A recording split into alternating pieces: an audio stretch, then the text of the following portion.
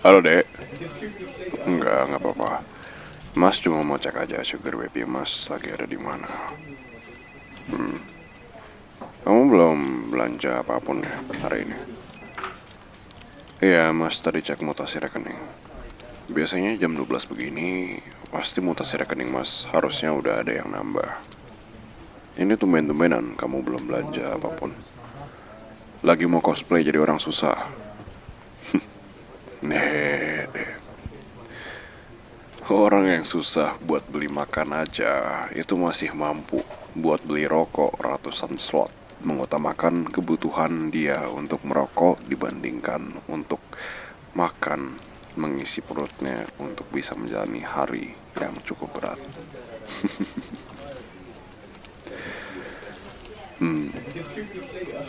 Apa? Enggak, mas nggak marah kok. Mas gak akan marah ketika kamu nggak menghabiskan uang mas di pagi hari. Tapi tolong, yang penting nanti habisin duitnya di malam hari ini. Oke? Good girl. Oh iya, karena belum mengeluarkan uang sepeser pun, mas asumsikan Ade belum sarapan sama sekali atau makan apapun. Bener. Sarapan itu penting, deh.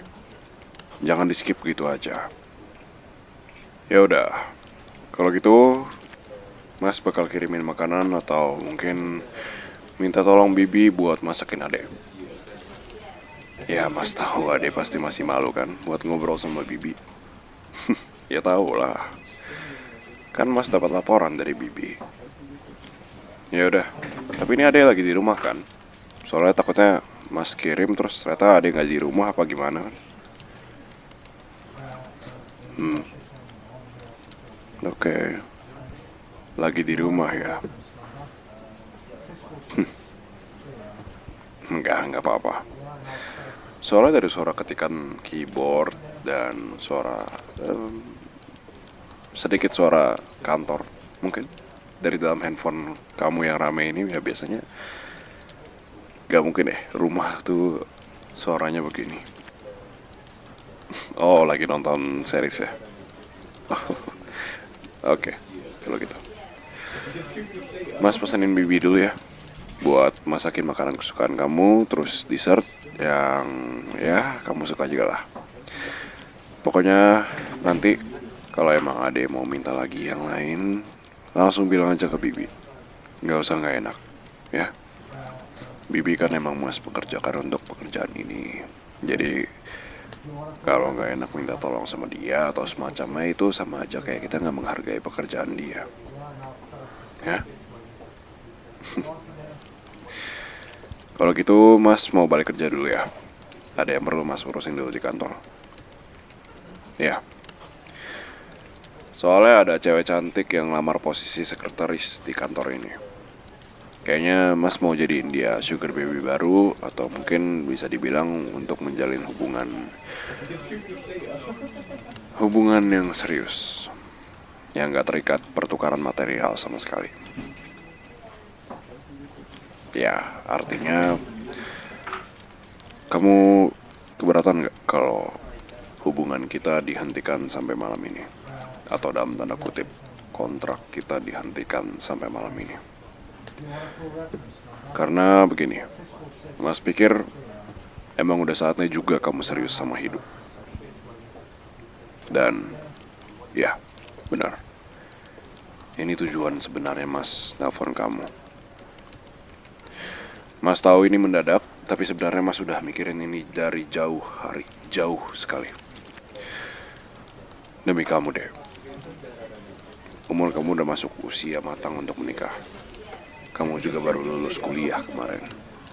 Kamu harus cari orang yang memang serius sama kamu, cari orang yang tepat untuk kamu nikahi. Maaf mas gak bisa ngomong ini secara langsung ke kamu. Karena banyak hal yang harus mas urus di kantor. Dan mas pikir lebih cepat lebih baik untuk dikatakan ke Ade. Semakin lama Mas ngomong, maka semakin lama juga kamu untuk melepaskan belenggu dari Mas juga. Dan juga tenang, Mas akan tanggung jawab sesuai kontrak yang emang udah kita bikin. Kalau ada yang terbawa perasaan atau memutuskan keluar dari kontrak ini, maka pihak tersebut harus membayarkan pesangon sebesar 450 juta rupiah. Tenang, Mas udah pikirin itu. Makasih banyak ya, Dek. Buat 1 tahun ini, udah mau jadi sugar baby Mas. Mungkin kita omongin ini lagi nanti ya, pas Mas udah sampai rumah. Lagi pula kita masih ada waktu sedikit sebelum kita selesai dengan hubungan ini. Mas masih mau ngurus kerjaan dulu di kantor, ya. Adek jangan lupa makan. Awas saja kalau misalkan kamu belum makan. Nanti Mas makan adek loh. Ya udah. Bye.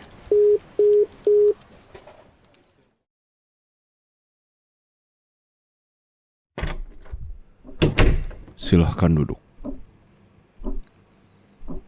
Kenapa kaget begitu? Duduk. CV kamu.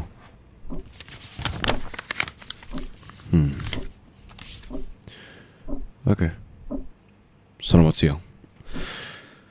Terima kasih sudah bersedia hadir di tahap interview ini.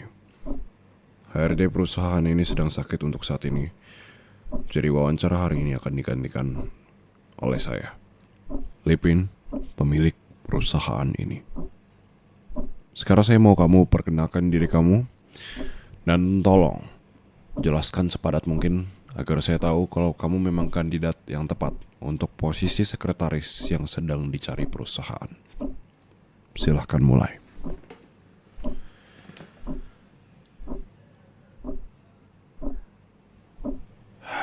Oke.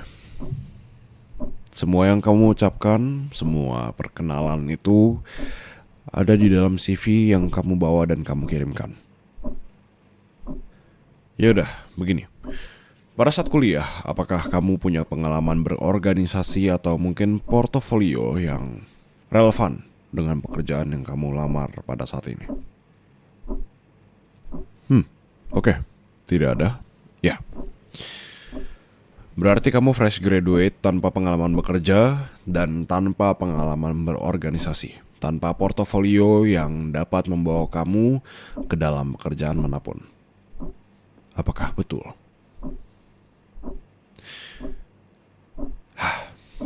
Dengar ya, saya memang minta perkenalan, dan itu adalah SOP yang ada di dalam sebuah perusahaan ketika menginterview seseorang, tapi berbeda ketika diinterview oleh saya.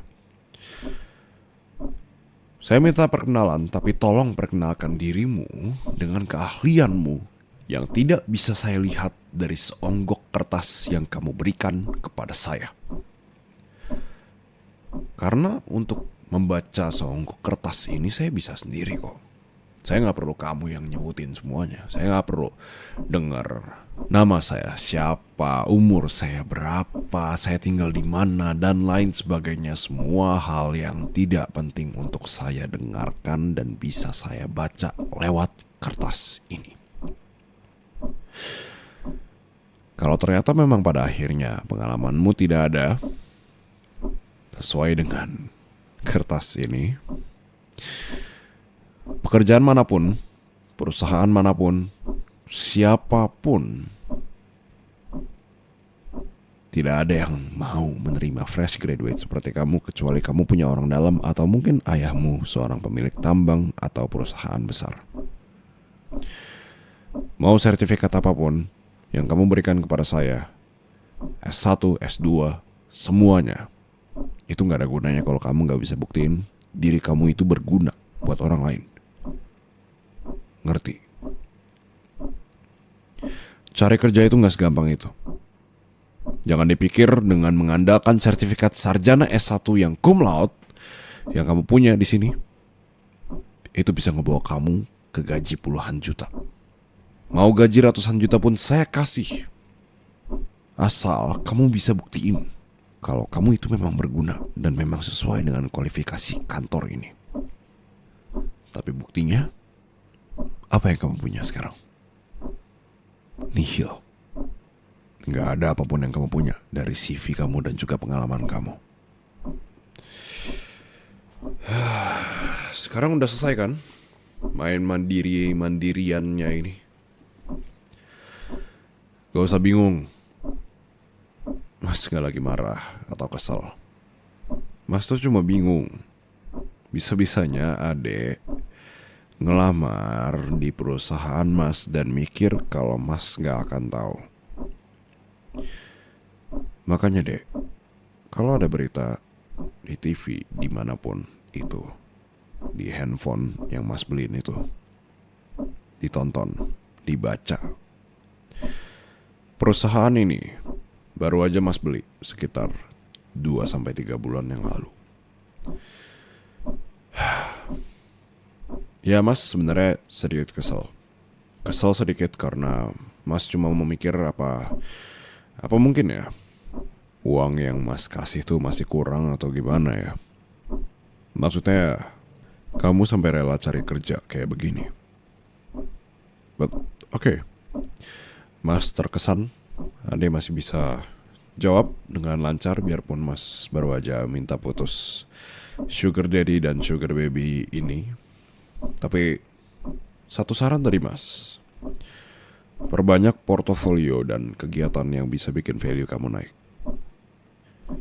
Jangan cuma mentingin sarjana. Mas tahu kegiatan kamu selama ini, Mas minta kamu habisin uang Mas dan lain sebagainya, iya. Tapi permasalahannya di sini adalah kalau emang Ade mau cari pekerjaan, mau mencari uang, mau mencari jati diri atau menjadi mandiri, di zaman sekarang itu lulusan S1 itu sangat amat banyak. Bayangkan per tahunnya ada berapa per universitas yang ada di Indonesia ini. Belum kalau ada yang di luar negeri. Dan jangan lupa S2 juga banyak. Jadi cari apa yang bedain kamu sama sarjana-sarjana itu. Cari apa yang bedain kamu sama semua orang yang ada di muka bumi ini, hingga membuat sebuah perusahaan itu mau melirik atau mendengarkan kamu ngomong sama mereka. Mas bukan bilang Ade jelek atau semacamnya, tapi Mas cuma mau bilang kalau Ade itu sebenarnya punya potensi, tapi hanya perlu diasah sedikit, baru Ade bisa keluar dan menjadi orang yang mandiri.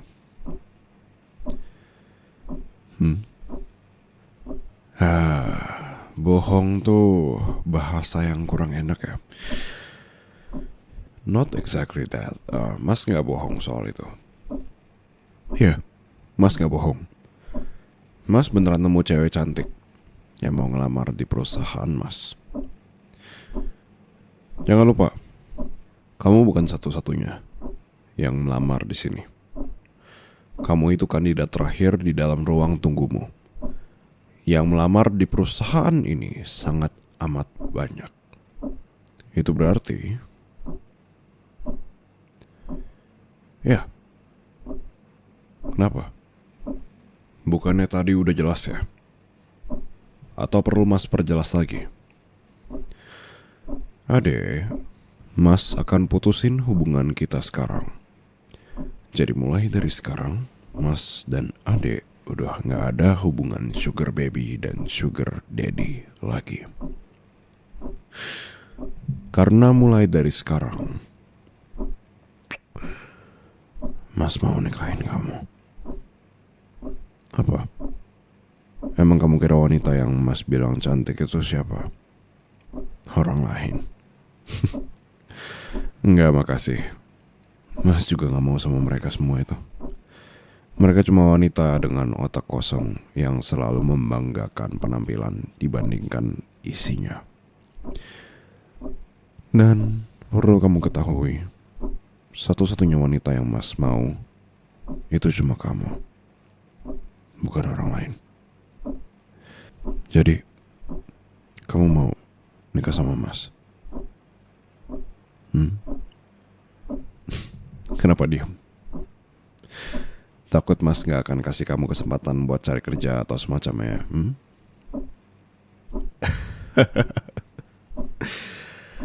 Mas bukan gak suka kamu kerja atau semacamnya atau menjadi mandiri. Yang dari tadi Mas lakuin itu biar kamu dapat pandangan dan juga masukan baru dari Mas yang akan sangat amat membantu kamu untuk mencari pekerjaan. Udah, itu aja. Jadi kalau misalkan kamu lagi mau cari kerja lagi untuk mandiri atau belajar atau mencari jati diri atau semacamnya, Mas akan dukung. Dan jangan lupa, selain Mas suka dihabisin uangnya sama kamu dan suka menghamburkan uang, Mas juga gila kerja dan gak bisa pensiun sama sekali. Iya beneran, Mas udah pernah coba pensiun dulu. Makanya Mas bisa ketemu kamu kan. Mas coba pensiun, tapi karena terlalu kosong hidup Mas, terlalu datar, monoton, akhirnya Mas pilih untuk ya udah kerja lagi aja. Makanya Mas juga bisa ngerti lah kalau kamu emang mau kerja, karena mungkin ya seisi rumah udah diberesin bibi dan lain sebagainya, kamu pun ngerasa gak ada kerjaan sama sekali di rumah. Ya, Mas ngerti banget. Ya biarpun mungkin kalau Mas jadi kamu sih udah lulus, dapat banyak duit, mendingan Mas ngabisin duit aja kesehariannya. Ngapain, shopping, scroll aplikasi apapun itu, give orang, traktir atau semacamnya. Ya kan itu bentuk untuk berbuat baik ya, dan menjalin network yang baik dengan orang. Tapi gak apa-apa, hidup akan bosan juga sih kalau semua udah disediain, semua berjalan dengan lancar, gak ada rintangan sama sekali di dalam hidup ya. Sesekali sih emang harus ada rintangan dalam hidup. Sesekali ya gak apa-apa ya. Kalau ada berkali-kali terus kamu berpikiran untuk resign dan kembali ke pelukan Mas, Mas siap kok. Dan kalau emang kamu mau mengkhawatirkan soal persiapan pernikahan itu sangat amat rumit dan lain sebagainya, tenang saja, karena Mas sudah menyediakan semua pilihan yang mungkin bisa kamu lihat terlebih dahulu sayang. Semua tinggal Ade pilih, dan tolong hamburkan semua uang Mas yang ada di dalam rekening Mas. Dan tentu Mas titip juga, apapun yang terjadi, ini adalah acara sekali seumur hidup, tapi bisa kita buat berkali-kali dalam hidup kita. Dan Mas bilang begitu bukan maksudnya untuk bilang Mas ingin menikah lagi dengan orang lain, tidak. Maksud Mas adalah kita bisa mengadakan pernikahan di berbagai negara, dan tentu semuanya bisa kita buat meriah. Terserah mau dipublikasikan lewat media atau tidak, tergantung kenyamanan Ade dan juga preferensi Ade. Mas akan mengikuti saja. Mas akan menyiapkan diri sebagai bagian untuk ini rekeningnya, sayangku. Silahkan kamu hamburkan uang Mas setiap harinya. Terima kasih banyak sudah mau menghamburkan uang Mas. Dan tolong hamburkan terus-menerus hingga semua rekening Mas terkuras habis sampai tidak tersisa. Oke, sudah cukup untuk membicarakan soal pernikahan dan persiapan pernikahan. Kita kembali kepada inti pertanyaan dari Mas kepada Ade sebelumnya. Jadi gimana? Kamu mau nikah sama Mas?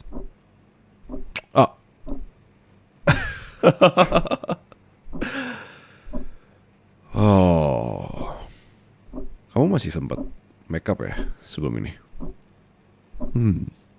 Kali ini anggur. Enak juga lipstick yang ini. Iya beneran enak. Kayaknya boleh pakai ini terus deh. Dan juga sebelum kita lanjut semua kegiatan lainnya, Mas mau tanya dulu. Tumben banget ya, tiba-tiba Ade bisa cium duluan. Hey, Ini di kantor loh. Emangnya ada yang gak takut ya? Kalau kedengeran orang luar ada suara bercumbu di dalam ruangan ini. Atau mungkin kamu sengaja ya maunya di kantor biar adrenalin kamu naik. Iya. Oh, nakal banget sih sugar baby-nya mas. Oh, ralat sedikit. Nakal ya istrinya mas.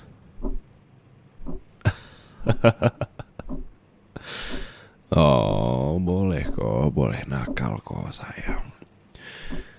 Emang siapa sih yang gak ngebolehin kamu nakal? Kamu kan selalu nakal kalau lagi sama mas. Sini. Duduk di meja. Oh, enggak kok, gak akan ngapa-ngapain. Paling cuma bikin jantung lebih kenceng aja sih. Good girl.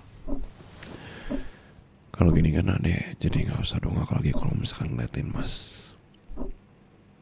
Ya gak ada yang bilang sih kalau adek pendek. Itu mungkin perasaan adek aja kali ya. Mas gak bilang kalau adek pendek kok. Mungkin mas emang tinggi, tapi kan mas cuma minta adek duduk di meja. Ya bukan karena kamu pendek. Pendeknya iya, tapi pendek itu relatif kan. 180 cm pun bisa dibilang pendek oleh orang yang badannya bisa setinggi 300 cm. Ya, gak ada yang tahu. Yang penting tujuan mas minta adek duduk di meja ini adalah biar adek bisa tiduran di sini. Kenapa?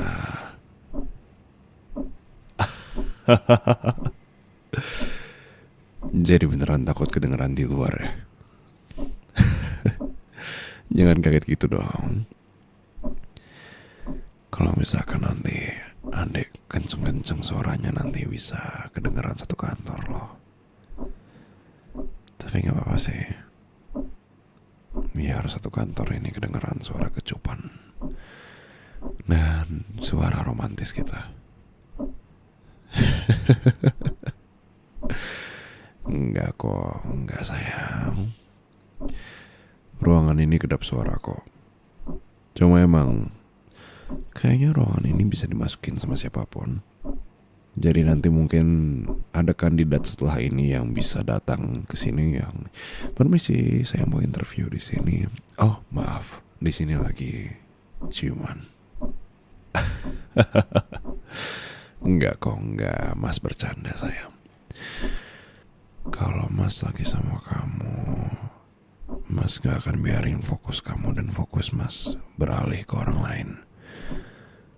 Apalagi kalau misalkan kita lagi sedang dalam kondisi berciuman. Gak ada yang boleh gangguin kita. Lagian kan kamu kandidat terakhir sayang.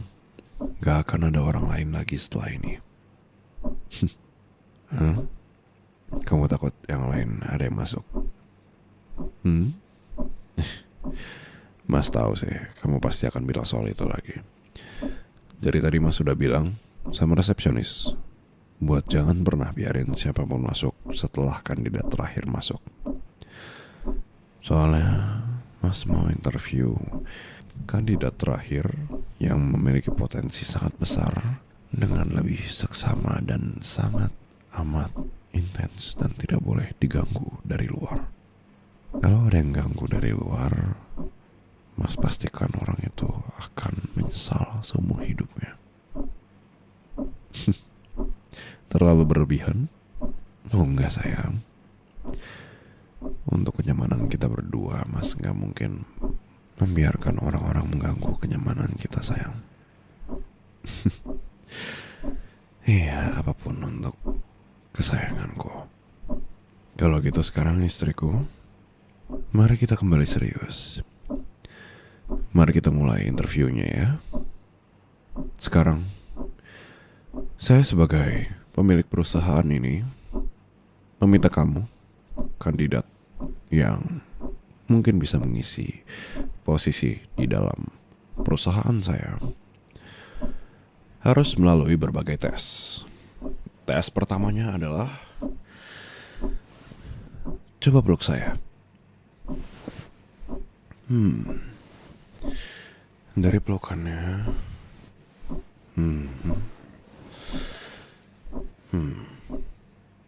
lulus. Kandidat ini punya pelukan yang hangat yang memang saya butuhkan dalam hidup saya sehari-harinya. Sekarang tes selanjutnya. Coba sekarang kamu elus kepala saya.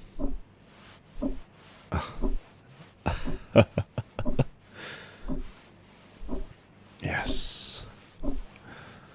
Yes, di situ sayang. Oh, maaf. Kita masih di dalam proses penilaian. Kandidat ini punya keahlian mengelus kepala dengan baik hingga memberi kenyamanan yang maksimal dan sangat amat dibutuhkan oleh perusahaan ini. Lalu sekarang tes terakhir dari saya, pemilik perusahaan ini, untuk kamu, kandidat terakhir. Enggak, saya nggak akan minta kamu melakukan apapun lagi. Sekarang, kamu nggak perlu ngapa-ngapain. Kamu diam aja cantik. Sekarang biarin Mas yang mimpin kamu.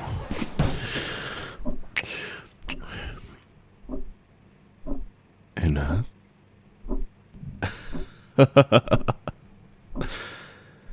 Gimana? Adrenalinnya langsung naik ya? Detak jantungnya juga langsung naik ya? Oh. Astaga, kandidat ini gak mau menuruti apa yang diminta oleh pengujinya. Padahal jelas-jelas tadi pengujinya bilang kandidat tidak perlu melakukan apa-apa. Biarkan penguji yang memimpin kandidat.